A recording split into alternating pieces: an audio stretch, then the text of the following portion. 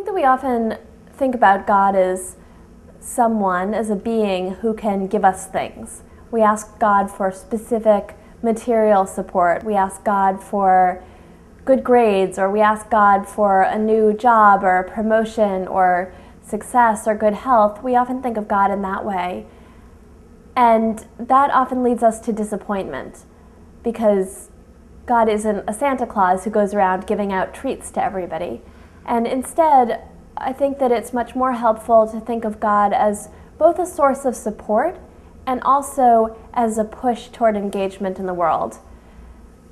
In Judaism, we think about prayer as both a way for us to reflect ourselves, and so prayer is a moment for us to think about what we need, to examine ourselves, to become more aware of who we are, and to find spiritual fulfillment, to find the sense of strength that comes from prayer, and specifically from praying within a community.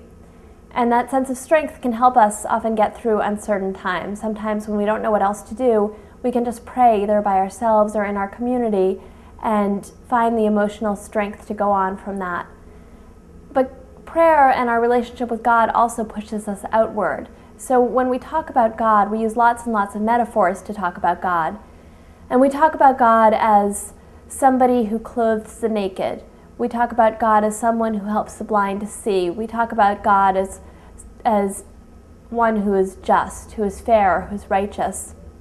And these metaphors should force us not only to think about God in this way, but also these metaphors should challenge us to be like God in the world. There's a phrase used in theology called imitatio Dei, which means the imitation of God.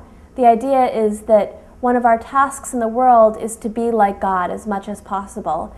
And so when we pray, when we come into relationship with God, that relationship should force us to say to ourselves, well, how am I working to clothe the naked? How am I working for justice? What can I do to feel like I'm doing something of use in the world, which will give me some spiritual satisfaction, but also to help other people get through this uncertain time?